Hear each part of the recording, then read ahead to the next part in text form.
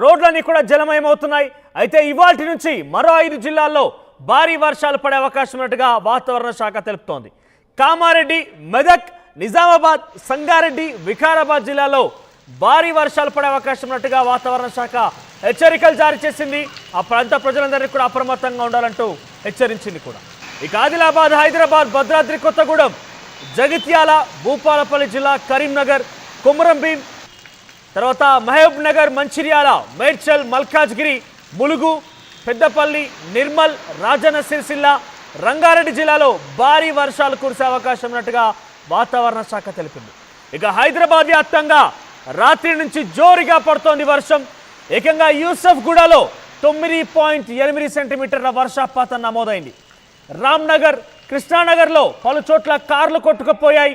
ఉపరితల ఆవర్తనం ప్రభావంతో రాష్ట్ర వ్యాప్తంగా వర్షాలు పడుతున్నాయి. ఇక ఏపీ సంగతి చూస్తే కనుక ఏపీలో కూడా ఈ ప్రభావం ఉంది. వచ్చే 2 రోజుల్లో వర్షాలు కురుస్తాయని వాతావరణ శాఖ హెచ్చరికలు జారీ చేసింది.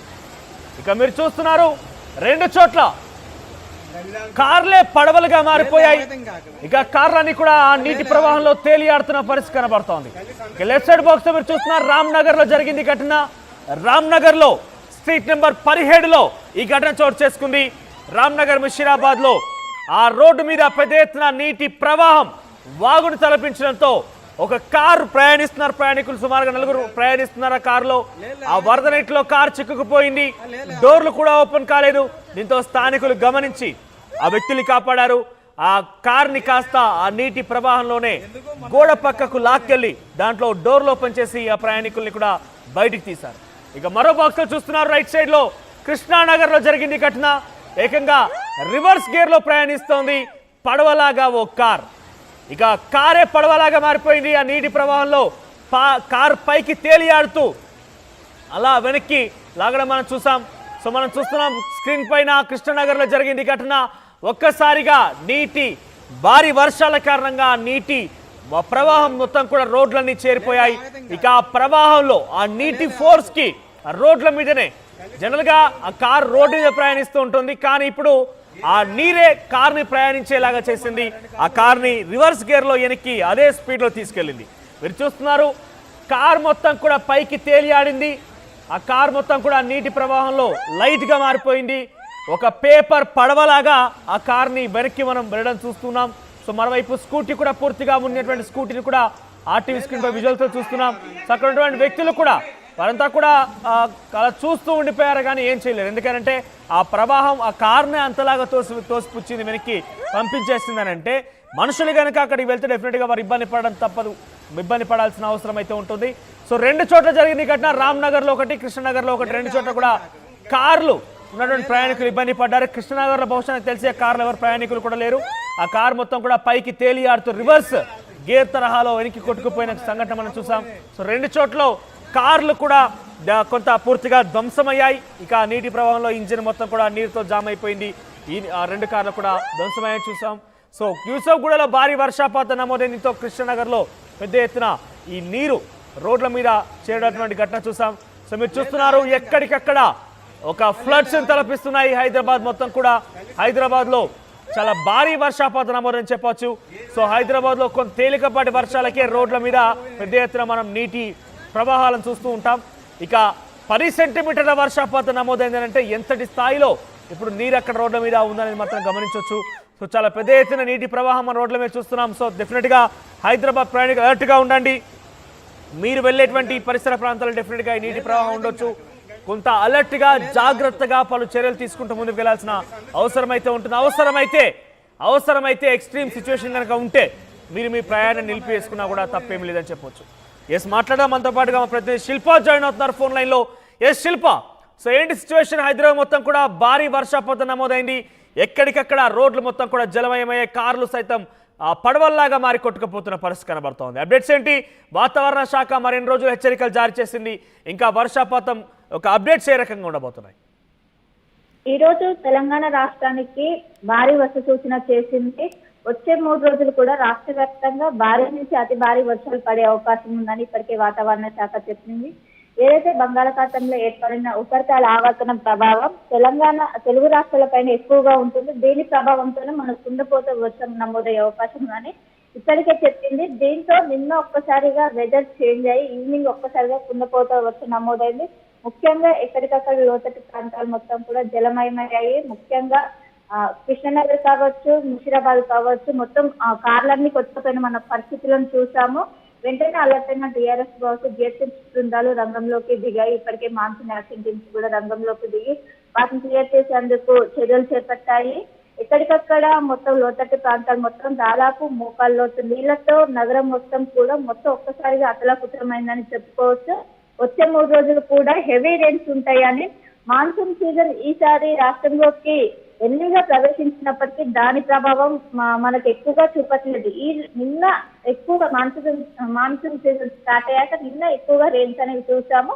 ఇదే రెయిన్స్ వచ్చే ఆగస్టు వరకు కూడా కొనసాగే అవకాశం ఉంది. నిన్నటి నుంచి పూర్తి స్థాయిలో వర్షాలు స్టార్ట్ అయినాయని మనం చెప్పుకోవచ్చు. అదేవిధంగా 5 సెంటీమీటర్ల వర్షం నమోదవుతున్నాయి. దాన్ని మనం ఎక్కువగా వర్షం నమోదైనట్టుగా చెప్తాం. కానీ నిన్న దాదాపు నగర వ్యాప్తంగా 10 సెంటీమీటర్ల మేర వర్షపాతం నమోదైంది.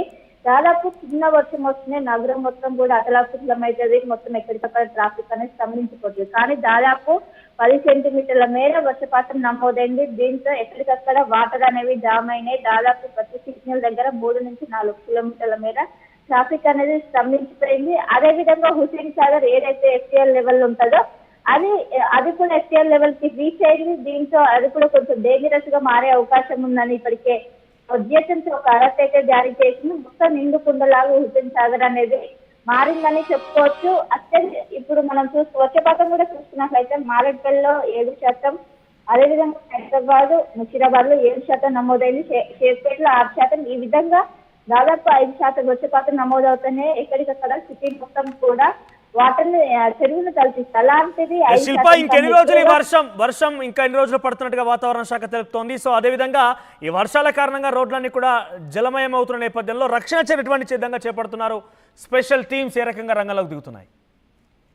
ఈ రెయిన్ అలర్ట్ అనేది వచ్చే 5 రోజులు ఉంటుందని ఇప్పటికే వాతావరణ శాఖ చెప్పింది. ఏదైతే ఆవర్తనం కొనసాగుతుందో అది ఈ రోజు బలపడి అల్పపీడనంగా మారే అవకాశం ఉందని ఇప్పటికే చెప్పింది. ఎందుకంటే ఒకవైపు భారతదేశ వ్యాప్తంగా నైరుతి ఋతుపవనాలు చురుగ్గా కదులుతున్నాయి. దాని ప్రభావంతో పాటు బంగాళాఖాతంలో ఈ ఉపరితల ఆవర్తనం ఏర్పడింది. వీటి ప్రభావం వచ్చే 5 రోజుల పాటు తెలుగు రాష్ట్రాలపై అత్యధికంగా ఉంటుంది. వీటితోనే ఎక్కువగా భారీ వర్షం నమోదయ్యే అవకాశం ఉందని ఇప్పటికే వాతావరణ శాఖ చెప్పింది. ముఖ్యంగా వర్షం వస్తే హైదరాబాద్ సిటీ మొత్తం కూడా చాలా ఇబ్బంది పడతారు. ఎవరైతే ట్రావెల్ చేసే వాళ్ళు ఉంటారో వాళ్ళు, ముఖ్యంగా ఉద్యోగులు కావచ్చు, పని మీద బయటికి వెళ్ళిన వారు ముఖ్యంగా ట్రాఫిక్ లో ఇరుక్కుపోతారు. వాళ్ళందరికీ కూడా ఇప్పటికే జిహెచ్ఎంసీ కావచ్చు వీళ్ళందరూ అలర్ట్ జారీ చేసిన అత్యవసరం బయటికి వెళ్ళాలి. ఏవైతే అనవసరంగా బయటకు వెళ్తారో వాటినన్నింటినీ వాయిదా వేసుకోవాలి. వచ్చే 3 రోజులు కూడా ఎంతో కీలకము. గతంలో ఎన్నో ఇబ్బందులు పడ్డం, వర్షాలు తలెత్తాయి, లోతట్టు ప్రాంతాలన్నీ కూడా దిగిపోయినాయి. వీటినన్నింటినీ దృష్టిలో పెట్టుకొని ఎవరు కూడా బయటికి రావద్దు. ముఖ్యంగా ఏవైతే వాటర్ స్టాగ్నెట్ పాయింట్స్ ఉంటాయో వాటినన్నింటినీ గుర్తించి ఆ ఏరియాలో అక్కడున్న ప్రజల్ని అప్రమత్తం చేస్తూ వీళ్ళు బయటకు వెళ్ళదని ఇప్పటికే దాదాపు నగర వ్యాప్తంగా 590 వాటర్ స్టాగ్నెట్ పాయింట్స్ ను గుర్తించారు. వాటి దగ్గర ఎక్కువగా 24 గంటలు మాన్సూన్ యాక్షన్ టీమ్ అవైలబుల్ గా ఉండేటట్టు ఎప్పటికప్పుడు ఒకవైపు జిఆర్ఎస్ బృందాలు కావచ్చు ఎప్పటికప్పుడు అవైలబుల్ గా ఉండేటట్టు చేస్తున్నారు.